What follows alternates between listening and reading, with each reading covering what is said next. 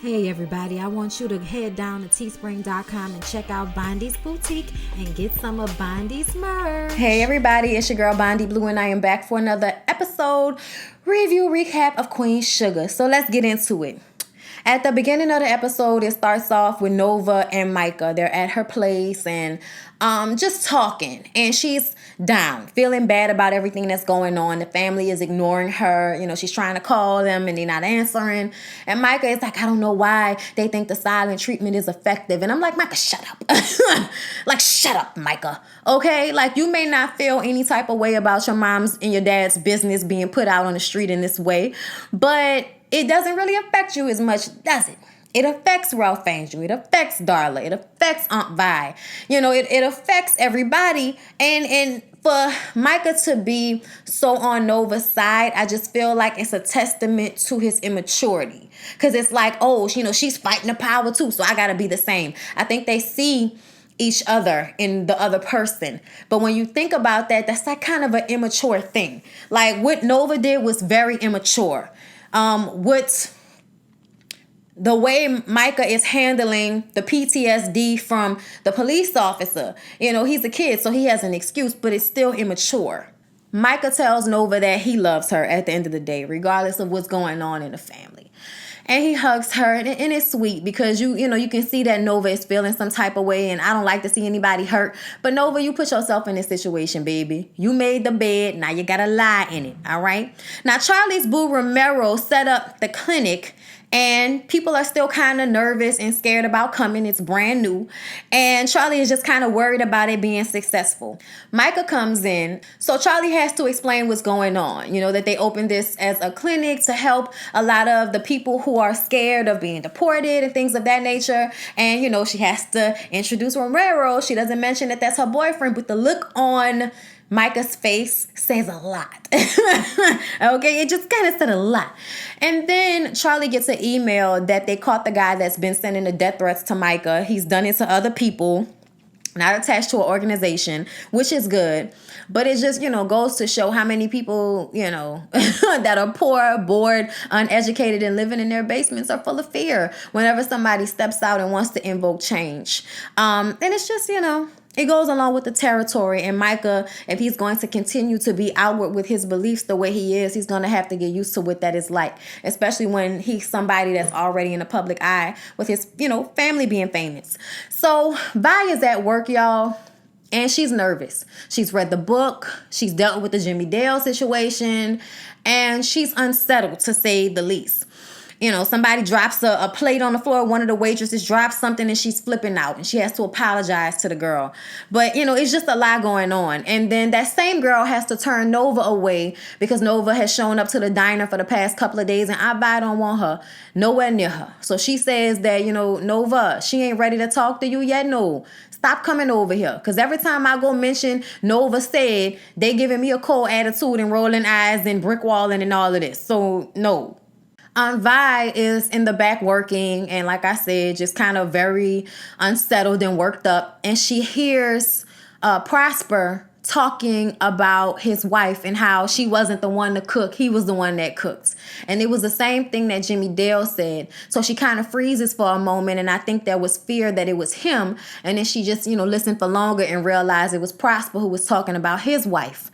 And when Prosper was, you know, getting up to walk away, you could just tell that man really is about to go home and get into some liquor and maybe cry a little bit because he missed his wife. You can just tell it was sad. So Charlie has been trying to find out what the Boudreaux have been hiding from her, what's going on with Jacob Boudreaux, what is happening. So she didn't have her people investigate, and she found out that there is a new highway being built right through St. Joe. And it's going to be done by using Jacob Boudreaux as a city council member so that none of the other council members can fight the highway. This plan for this highway is supposed to gut all of the black farmers' land, some of the borderline land. You know, it's just always somebody trying to take the damn land. Okay, it's just so exhausting. Can we have the land? Leave us alone. This is ours. Why you can't find somewhere else to rape and pillage? People work on my nerves. She sits down to talk with one of the city council members that she's friends with. And they've done things in the past, like got rid of that private prison they were trying to build in St. Joe that the Boudreaux were a part of as well. They thought, they won that. But that was just small stuff compared to this federal highway that's about to be built. And so the Boudreaux have bought up a lot of land that seems like it's in the middle of nowhere, but really it's going to be turned into like a business center, places for people to come and work and have their little different shops and everything. And of course, Charlie doesn't want this, and she's going to fight it. And she tries to convince the city council lady to fight it, but she was like, look, I know a fight that I'm going to lose when I see it. And this is a brick wall, bruh. We ain't going to be able to handle this. But y'all know Charlie, the more she hears it's something she can't do, the more she's going to try to do it. Best believe her. Charlie goes to meet with Frances Boudreaux, the one who she thought, she actually had on her side, Jacob's mom. And when she walks in, Frances just kind of looking at her, talking about how, about 40 or 50 years ago, somebody like you, couldn't even use the bathroom in here. Couldn't even clean a toilet in here. And now look at you. You walk in here like you own the place. I said, this white lady about to make me a man. Girl, you about to make my pressure go up with this bullshit. Okay? But ultimately, she's telling Charlie that they're more alike than she wants to admit. She's a capitalist. And everything that's going on is about money. And she's going to get some money and some profit from the deal as well. And she says, look, I'm not about to let y'all trash through all of the black farmers' land and my land. Like, I'm not about to let y'all do that. Frances mentions how Charlie conquered basketball and conquered the league and all of this here. So when it was time for Charlie to walk away, she says, just like you said, I conquered the league and I conquered basketball. And you wouldn't last a day in that world. So please believe me, it's going to be a problem. And she walks away. And I'm like, I can't wait to see what you're going to do, Charlie. Burn it down, girl. Burn it down. Charlie also let her know she knew that Jacob was going to be going for city council member. And she was going to fight that as well. I was like, well, I'm right across from you.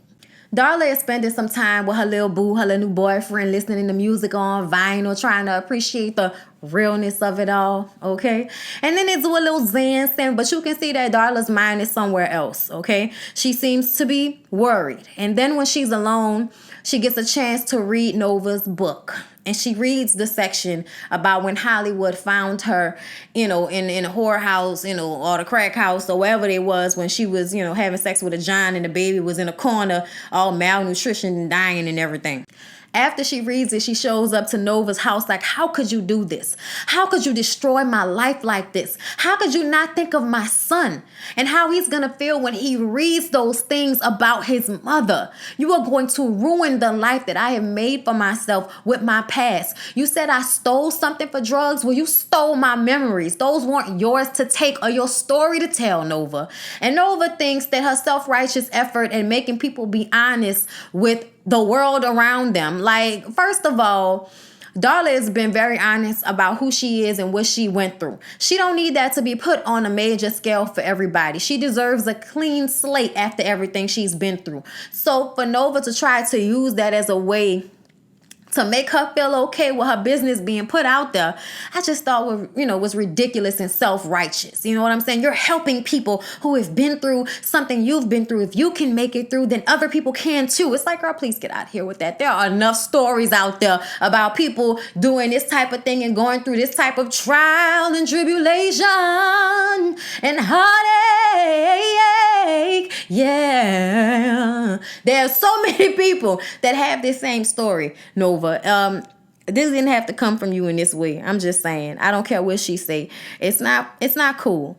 Now, Nova did change Darla's name to Star. But anybody that knows Ralph Angel, knows the family, even lives in St. Joe, gonna know whose story that is. All right? Moving over to Ralph Angel, Nova's been trying to call him all day, but he's not answering. And one of his workers must have, heard about what's going on in that book. And after he finished playing with Blue, he says, is that true what I'm hearing about you and Blue? And, he was like, what you mean? I'm about to get upset.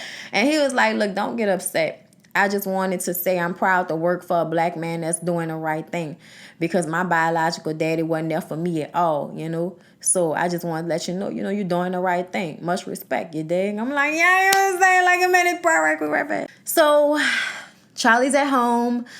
And she screams, somebody's knocking on the door. She screams to Micah, "It's your dad, come downstairs." So he came downstairs, opens the door. And y'all, why is David standing there with his teenage daughter that he had out of wedlock while he was married to Charlie? And apparently, this was something that was set up, and Micah knew about it. He acted like he didn't know, but Micah knew his daddy was coming with that girl, and he didn't know that his mom would be home. So now it's all awkward, and Charlie has to sit there with this look on her face for a second before she pulls it together and smiles and, introduces herself to Tia and, tells them to go get some shakes, go get some cold drinks, go do some teenage shit out the way so I can talk to your Paul right quick, right fast about that. Okay? And she basically tells him, this was your issue. This was your affair. This was the child that you had. I am not about to be a surrogate parent to that girl, okay? She can come around to visit Michael whenever she wants to, but I am not about to be another mother to her. Do you hear me? And then he tries to, make it seem like she wrong, come on now. That's his sister. And she's like, I know how biology works. Okay, I know how that works. You heard what I said. I wish you all the best. Have a good day. All right. Like, girl, send him on his way after you done told him what it is. Y'all, the look on Micah's face, he looks so nervous and scared, like, oh, my mama about to set it all up in here.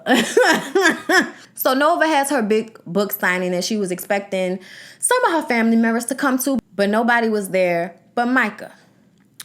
And she takes this opportunity to tell a story that was not in the original manuscripts about how she and Ernest, her dad, used to go on fishing trips all the time. And, they could spend time together and talk, and she just always loved it.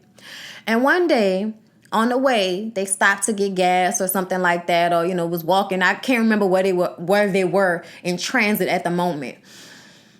But some white men can be heard saying some, very messed up things about what they were going to do to 10-year-old Nova. And all she noticed was her dad going from happy to upset. And then one night while she was running through the cane, she sees her daddy burying something and she couldn't tell what it was. But after that, she never went on another fishing trip and she never ran through the cane again at night. It's a story she was telling, but it was basically putting her daddy out there as killing some white dudes who said some nasty things about his daughter. And I was like, yes, I think they deserve to die, and I hope they burn in hell. Shout out to Samuel L. Jackson in The Time to Kill. So after Chantel comes over, y'all remember that was the little girl she was messing with a couple of seasons ago, Reagan Gomez Preston. Okay, or Reagan Gomez, however she goes by her, these days. But I love her. Anyway, but she tells Nova that if she wants to talk, because she noticed her family wasn't there, it's catch me up talk. Oh, I'm doing good. I'm working on myself. How you doing? Everything is amazing. I hope you're doing good. And, I see your family wasn't here. If you want to talk, I'll kick it later on. We can do that. And Nova is like, I have plans tonight. But, I appreciate the offer. And then before she walks away, Chantel bends down and kisses Nova on the mouth. And Nova was like taken aback and shocked. I'm like, oh, Lord. Micah gets home from the book signing or book review or whatever. And he tells his mom about the story that Nova told and also about the families that have decided to mend their issues because of the book. And she didn't get interested until she heard this story about whatever Ernest must have done. She was like, wait, what are you talking about now? You know what I'm saying? Like, oh, hold up, wait a minute. And then she later takes this story to Aunt Vi and Ralph Angel, but we'll get to that in a second. Nova calls Chantel. She's at home drinking. Her family isn't answering the phone. She's about to go on this 6-week tour. And she called Chantel and asked her to come over. And Chantel was like, look, if you want to talk, you need to come over here, okay? Everything was always on your terms. This is not a booty call. And I'm like, girl, this is a great contrast between the energy you was giving at the book signing, okay? Because you're sitting up here talking about it's not a booty call, but you bending over to kiss somebody in the mouth in public talking about next time. Look like you was looking for a booty call to me, bitch.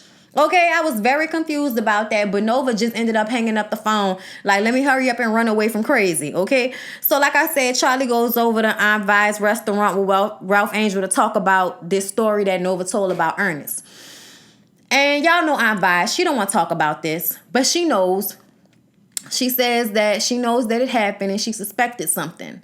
But everything that somebody bears, everything that a soul bears ain't for you to know. Y'all don't seem to understand that everything that we go through as people isn't for everybody to know.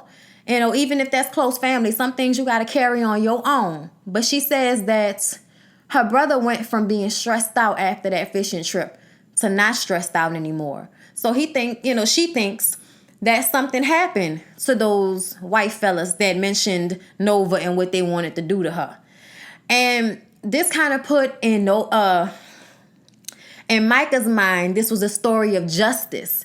To me, this is a story of he probably barely got away with that shit if he didn't have all of them acres to bury them bodies on, okay? If it wasn't something that happened in passing, if he had not, if he had not made a scene when it initially happened, you know what I'm saying? There were a lot of things that had to go into that not coming out. So I feel like even though Micah might have found some pride in that, there should be fear in it as well, because it could have went a totally different way. A couple of totally different, terrible ways. But I'm Biden and told y'all, stay about grown people's business, okay? So Nova calls everyone one more time, and nobody's answering. So she gets her luggage, and she leaves for her 6-week book tour. And we shall see how this transpires. I didn't get a chance to see the preview to next week's episode because the damn recording cut off right then. I was like, but anyway, y'all, I'll be back. Please don't forget to like, comment, and subscribe to my channel if you have not already. And I will see y'all in the next one.